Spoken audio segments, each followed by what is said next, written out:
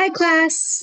I hope you're having a great day. I'm here to talk about the writer Sherman Alexie and his story from 2003, What You Pawn, I Will Redeem.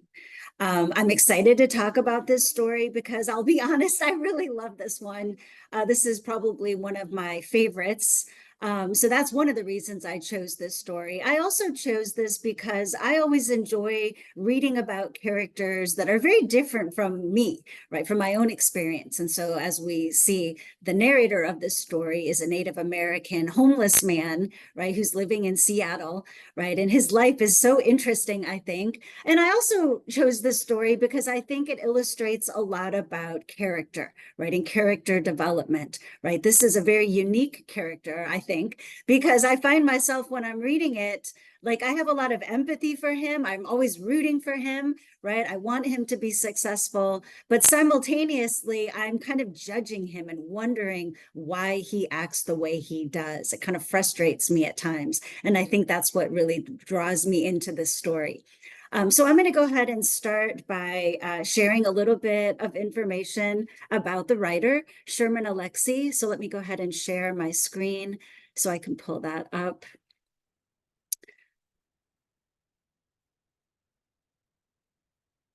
Okay, so there he is, and what a fabulous photo. I always love looking at this photograph of young Sherman Alexie, right? You can see he was born in 1966.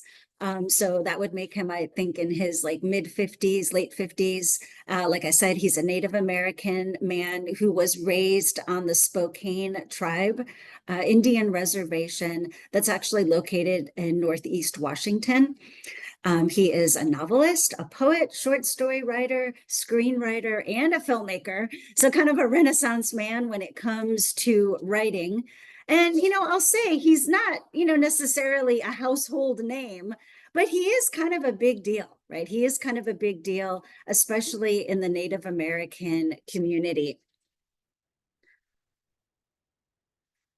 So he was raised by parents who were both alcoholics, right? And living on this reservation, right? He writes a lot about the struggles that many Native Americans deal with alcoholism. He left the reservation when he was a young man to go to Washington State University, where he got a bachelor's degree in English. He also got married and he had two children. Let me go forward here. Some more pictures of him. The picture on the top left, right? That's one of his books. He also writes children's books, right? So that's what he's holding up there. So these are some of his more like famous works. So Reservation Blues, that came out in 1995, right? That won the very prestigious American Book Award.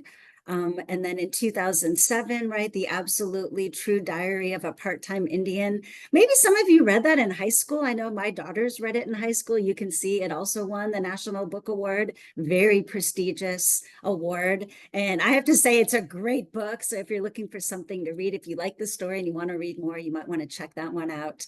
And then in 2009, he wrote War Dances, right? That won the Penn Award for fiction. The Toughest Indian in the World in 2000, 10 Little Indians 2004, Flight 2007, and then most recently, his memoir from 2017, You Don't Have to Say You Love Me. And that really focuses on his childhood growing up on a reservation. And, a lot of it focused on his relationship with his mother. That's the you that he's referring to in the title, right? And apparently, when he was on the book tour promoting the book, it took a very strong emotional toll on him, right? Because he was talking about things that were very personal to him, and he ended up canceling the tour, right? Just because he couldn't deal with it. So I also, want to talk a little bit about tokenism because Sherman Alexie said that he sometimes felt that he was sort of like the token Native American, and he felt like that put a lot of pressure on him, right? So he said, life is a constant struggle between being an individual and being a member of the community, right? That pressure, feeling like he had to represent the experience of Native American people. He didn't like that. Oops, went the wrong way. Sorry, I went the wrong way here again. And then he also, right, wrote a book called The Lone Ranger and Tonto Fist Fight in Heaven, which was made into a film, right? The film version is called Smoke Signals. It came out in 1998, right? If you do a Google search, you can watch the trailer on YouTube, right? It wasn't actually that successful. I had looked it up. It got 86% on Rotten Tomatoes, right? If you ever look at that website, I usually do. So, got a sort of a decent review. It was honored actually at the Sundance Film Festival. And then the last thing I wanted to share with you about Sherman Alexie, and I kind of hesitate here, but I'm full disclosure, right? So he was in 2018 accused of sexual harassment. So he was sort of effectively canceled for a period of time. And the reason was because he, like I said, he was sort of like this very like prestigious Native American writer. He is a very prestigious Native American writer, and he took a lot of younger Native American writers kind of under his wing. He was a mentor to them, and several of them were women, young women.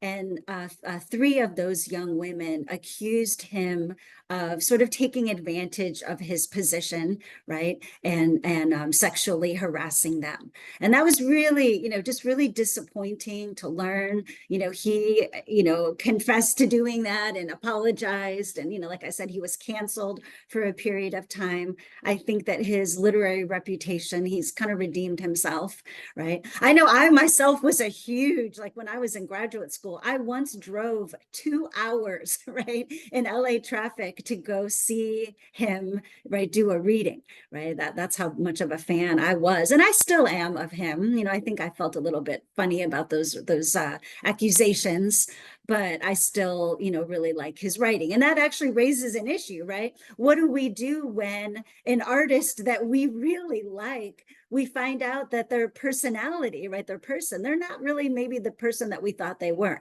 right? Can we separate the artist from the art? Certainly we've seen this kind of thing with like a lot of musicians and comedians, right, and authors, right? So anyway, just thought I would bring that up.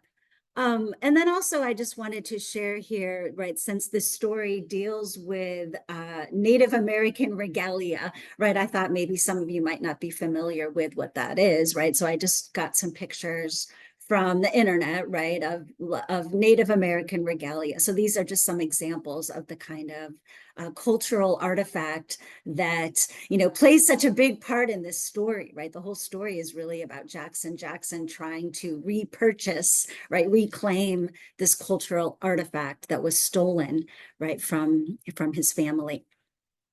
Okay, so that's my overview of Sherman Alexie. Okay, now let's get to the story, right? Well, like I said, I love this story. I think it's so fun to read. So I didn't just choose it because it's fun to learn about culture and this character, right? I feel like there's a lot to talk about here, and this video is just barely going to scratch the surface. But let's say a little bit about the plot, right? So this plot, you might have noticed, is a little bit different in the sense that it's episodic, right? So the story, it starts off, right, saying it's 12 noon, right? And then as we read on, then it's 1 p.m., then it's 2 p.m. So it's this episodic plot, right? So basically the story is a day in the life of this Native American man, Jackson. And what is the conflict that drives the plot? Well, the conflict is his attempt, right, as I said, to try to buy back the grandmother's, right? He believes it's his grandmother's regalia, right, that was stolen from her. And we'll come back to the symbolism in that in a second. Also worth pointing out, right, the setting, right? It takes place in Seattle, and the characters, many of the characters that we encounter are other homeless Native American people. So we do get a picture of, right, the plight of, some Native American people in an urban environment, right, and what it's like for them. Um, we also get a lot of insight into this character, right? Because we see that the point of view of this story is a first person, right? A first person narrator, right? Jackson, what a unique name, what a unique character, right? And as I said earlier, right, I feel with this first person narration, we're in his brain, we're in his head, right? So we have a very close connection to this character. And I, my opinion, I have a lot of empathy for him, right? I see all the flaws in his character, but I feel, right, a connection with this person. I'm rooting for him. I want him to get that money, to get that regalia. And as I'm reading, I find myself questioning, why Jackson, why do you keep spending your money on alcohol? Why are you not really like focused on trying to get this regalia? Right? So I'm rooting for him despite his flaws. And I'm really noticing that he seems like the kind of person who lives in the moment, right? He's not really thinking about the future, right? And his plans for the future, right? I also really like the first person point of view, the way we get a sense of his voice, right? The character's voice, right? There is a very strong conversational tone, right? You really feel like he's talking to you, right? And there is a lot of humor in his narration, right? He does crack a lot of jokes, right? He talks about the inherent humor of genocide and how Jews and Native Americans are the funniest people he knows. Why? Well, I think really kind of calling attention to the absurdity of life in some ways. It does become funny.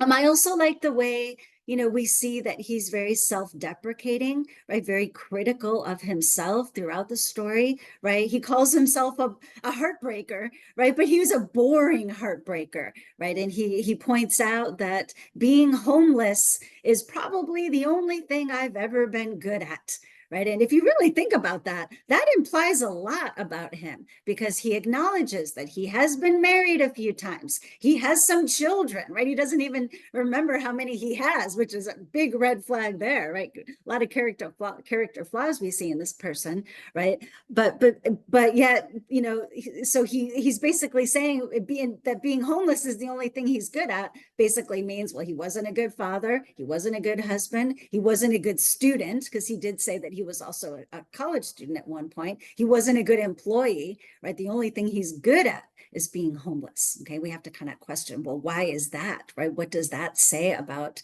him, right? So I'd also like you to think as you're reading about this character, right? Is he a dynamic character? So if you remember, that means a dynamic character is the kind of character who changes, right? Over the course of the story, we would see that person learn something, maybe something about themselves, maybe something about the world, right? They might grow in some way. They might change in some way. Does Jackson seem to learn anything over the course of this 24 hours, right? Well, that's an interesting question, right? I think that we could make an argument to say no, he doesn't, but I also feel like you could create a compelling argument to say maybe yes, he does, right? And I'm kind of like spoiling the plot here, so if you haven't read the story, pause and read the story and then come back, right? Because we see that at the end of the story, he does get the regalia. Right now, he didn't earn the money, right, to buy it. We see that the pawnbroker, gives it to him. So he does get that regalia. And the way the story ends, right, that very last picture we have of him with the regalia on, out in the streets, right, standing there, right, it's a really, I like, in my opinion, a very emotional moment. I think I actually like teared up a little bit the first time I read it, because it is kind of a moment of triumph, right, where he's saying, do you know how many good men live in this world? Too many to count. And when he goes out into the street with the regalia wrapped around him, right, he says, I was my grandmother dancing, right? And it does end with a feeling of possibility, right? If we think of, again, this regalia as a symbol, right? What does it represent? Well, it's pretty clear that it is a symbol of his culture, right? His Native American culture. It is a sacred artifact, right? That was worn during powwows, right? It also, he says, belongs to his grandmother. So it's also a symbol of his connection with his family, right? And if we think about the symbolism a little bit further, right, we could say, right, that this regalia was stolen from the grandmother, right? And he said that the grandmother, that he's been killing himself ever since she died. And he sort of associated the fact that the regalia had been stolen possibly with her death. Right. And so in a way, it's kind of like the land of the indigenous Native American people was stolen from them, right? That, maybe has something to do with him being this homeless person who's struggling so much, right? Because he does talk about the fact that he's been like having these struggles ever since, right, his grandmother died. And I'm sorry, I'm trying to find here, he's the quote here, he said, "I am living proof of the horrible damage that colonialism has done to us skins," right? So basically, right, he's saying that his struggle has to do with the struggle, right, of Native Americans, right? Part of it being that the land was taken from them, their culture was robbed from them. So there is this theme throughout the story of disconnection, right? His disconnection from his culture, his disconnection from his family, and even his disconnection from himself, right? And so him trying to buy that regalia back, we can see sort of as the symbolic action of him trying to reclaim his culture, right? He wants to find that again, right? And even we can say another thing that we can remark about the regalia, where when he first sees it, where is it? It's for sale, right? It has a price tag on it. It's in a pawn shop. So in a sense, we can see this cultural artifact has been turned into a commodity by Western capitalism, right? Now it has a price tag on it, right? It should be in a museum, right? Or it should be with him, the person who it belongs to, but no, it's for sale, $999. Right? And so he's trying to, like I said, get that back.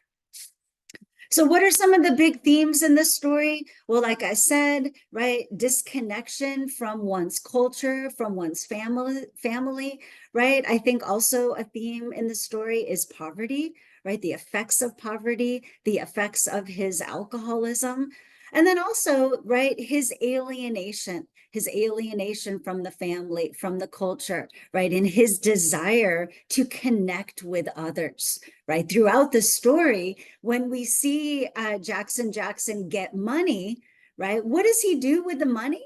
Right. Well, most of the time he uses it to form a connection with other people, right? He'll buy alcohol for everyone at the bar, right? He'll take people that he doesn't even really know that well out to breakfast, right? He'll buy, right? He'll give the woman who sold him the lottery ticket $20, right? So here's somebody who has nothing, right? He has nothing.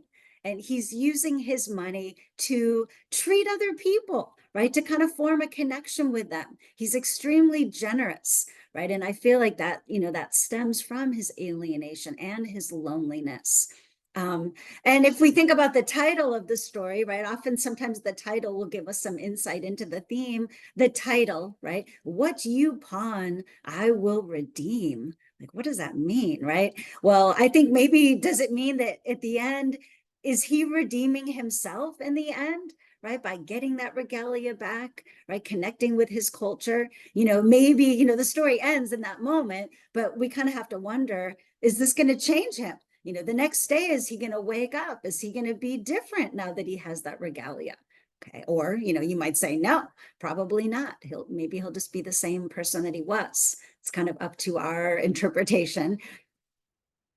Now, some readers also point to what they call the quote unquote white savior narrative aspect of this story, in that, in this story, there are a number of white characters who are nice, right? Who are kind, right? The big boss, remember, he gives him those papers to sell, right? Even though he's not supposed to, he gives him that, right? And then, of course, Officer Williams, the man who rescues him from, having passed out on the railroad tracks, right? And then he also gives him money, right? And then the pawnbroker, right? This guy gave him a $999 regalia, right? So these white characters sort of make Jackson's success in the end possible. And so some critics are saying, oh, it's another white savior narrative. So I'm just, drawing your attention to that.